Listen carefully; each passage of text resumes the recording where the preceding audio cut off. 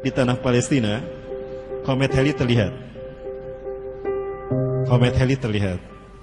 Nah, dalam keyakinan Yahudi, mitos Yahudi, benar atau tidak, wallahu a'lam shawab, tapi mudah-mudahan benar.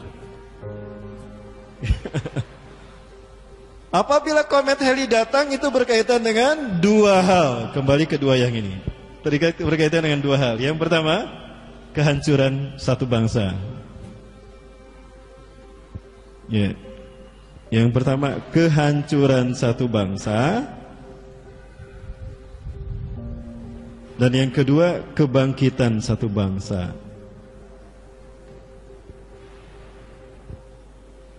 Ya. Ini keyakinan Yahudi. Apabila komet Halley datang, itu berkaitan dengan dua hal tadi. Baik, kita hitung sekarang. Tahun Hijriah mereka mendirikan negara Yahudi kapan? 1367. 1367 tambah 76 hasilnya 1443. Bertepatan dengan 2022. Ini adalah tahun kehancuran Israel. Amin, mudah-mudahan. Yang aminin sedikit. Satu lagi. Satu kali lagi. Amin. Ya, itu tahun Hijriahnya.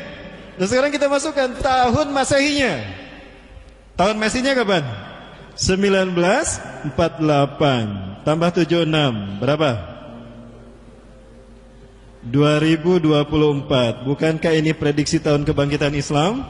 Kalau Islam bangkit, khilafah bangkit, berarti Palestina menang kan?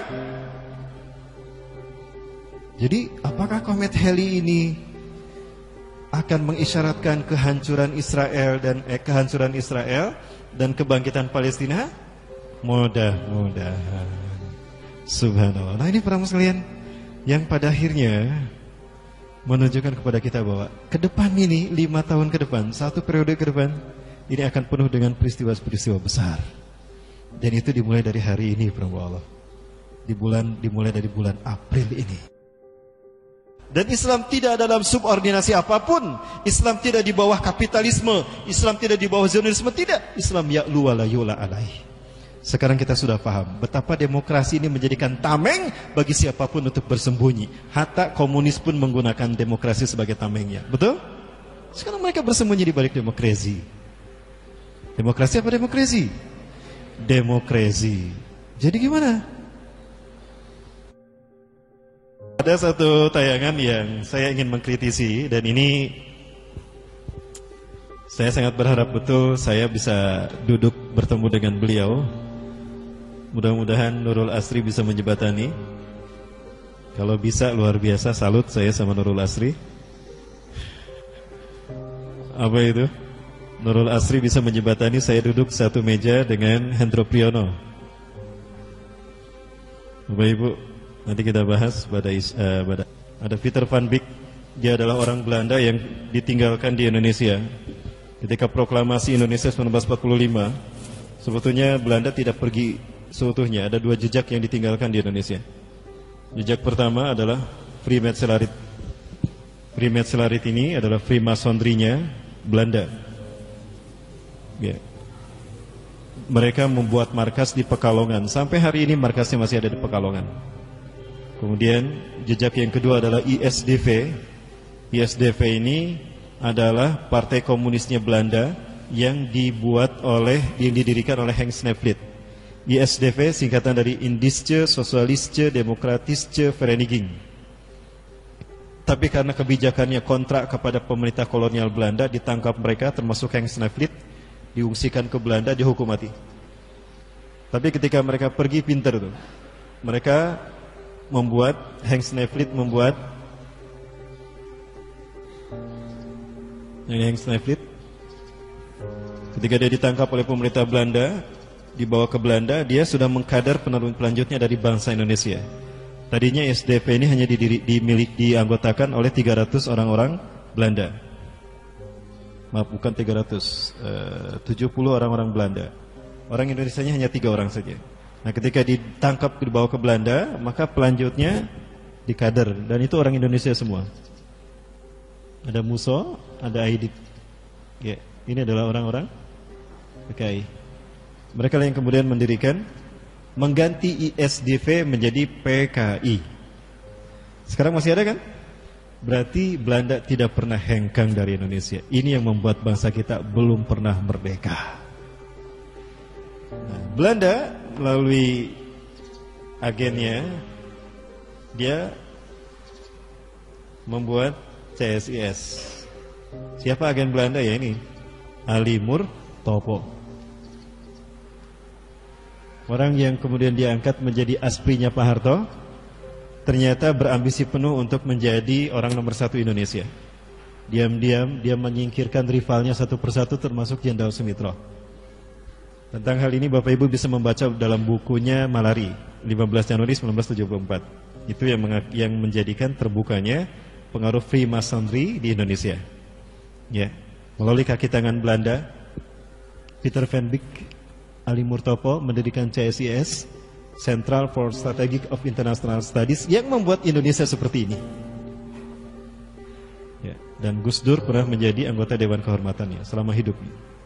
Di Israel dia menjadi anggota Dewan Kehormatan Simon Peres. Di Indonesia menjadi anggota kehormatan CSIS.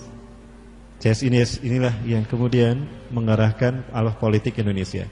Ketika dia ketahuan sama Pak Harto ditangkap, lalu dia mengkader gantinya LB Murdani. Baik Ali Murtopo ataupun LB Murdani sama-sama benci Islam. Kedua-duanya jenderal TNI yang benci Islam. Ketahuan makar rencana menjadikan Timur Timur sebagai kamp konsentrasi Katolik kedua setelah Vatikan untuk Asia Pasifik, diturunkan tuh LB Murdani. Tapi sebelum LB Murdani mundur, dia lanjutkan, dia kader pengikutnya, pelanjutnya. Siapa pelanjutnya? Nah ini dia. Dialah yang menulis buku Pancasila versus Khilafah. Saya kasih tahu saja penonton sekalian, ini judulnya harus kita ganti. Pancasila versus komunis. Apakah khilafah ancaman bagi bangsa, bagi dunia? Ya, nanti pada dasar ya. Pada dasar kita bahas. Jangan kemana-mana, tetap bersama kita. Tapi saya perlihatkan dulu filmnya. Beliau bilang rakyat harus memilih yang bisa membuat negara ini selamat. Ya, ini yang harus kita revisikan. Bahwa Pak Prabowo tidak identik dengan khilafah, betul? Ya, hanya Pak Prabowo memang didukung oleh para ulama. Ya, para muslimin umat Allah, menang ataupun tidak, khilafah pasti tegak, betul? Khilafah tegak tidak ada janji Allah, itu nggak ada kaitannya dengan menang pemilu kita. Para muslimin, perjuangan kita terlalu kecil kalau diukur dengan kemenangan kita dalam pemilu. Ya, perjuangan kita adalah tegaknya khilafah di seluruh dunia, betul? Kembalinya Palestina pada pangkuan kaum muslimin. Itu perang Allah. Nah, kalau ini dikaitkan-kaitkan dengan pemilu tadi ini adalah sesuatu yang keliru. Dan coba kita dengar. Rakyat harus memilih apa yang membuat negara bisa membuat negara selamat. Seolah-olah salah satunya menjadi ancaman. Dan dia katakan yang membuat selamat itu Pancasila. Artinya khilafah ini ancaman bagi negara. Nah, ini harus kita luruskan. Kita tidak boleh diam, perang Allah. Ini fitnah. Khilafah ini syariat Islam. Allah yang menjanjikan. Kalau begitu hapus tuh ayat kekhilafahan di dalam Al-Quran. Surat An-Nur ayat 55. Kemudian surat Asyur ayat ke-13. Kemudian surat Al-Baqarah ayat ke-30. Kemudian kisah Nabi Daud yang dikatakan sebagai khalifah di muka bumi. Ini ja'iluka khalifati fil ardi. Aku jadikan engkau sebagai khalifah di muka bumi. Itu pernyataan Allah kepada Nabi Daud. Nah, konsep ini yang tidak difahami oleh Bapak Profesor Dr. Hendro Priyono, Jenderal Purnawirawan. Ya, penampilan ini fitnah. Harusnya beliau mengatakan antara Pancasila dengan PKI, dengan komunisme, bukan Pancasila dengan khilafah. Seolah-olah komunisme bukan ancaman bagi bangsa ini. Artinya beliau berada di pihak siapa kalau begitu? Betul? Ya. Maka apapun yang mereka lakukan, makin kuat mereka menekan Islam, Islam makin kuat untuk bangkit. Betul? Allahu Akbar. Matinya para pengikut Dajjal. Nah, pertanyaannya, siapakah para pengikut Dajjal ini? Rasulullah SAW mengingatkan dalam salah satu hadis sahih yang diriwayatkan oleh Imam Muslim dalam Syarah Sya'an Nawawi dari Abu Hurairah radhiyallahu an, bahwasannya Rasulullah bersabda, tidaklah Allah menciptakan manusia sejak Adam sampai hari kiamat, melainkan di sana akan ada fitnah terbesar, itu fitnah Dajjal. Wa kullul anbiya khazara qaumah kama anzara Nuh qaumah. Setiap nabi dan rasul itu mengingatkan kaumnya tentang bahaya fitnah dajjal.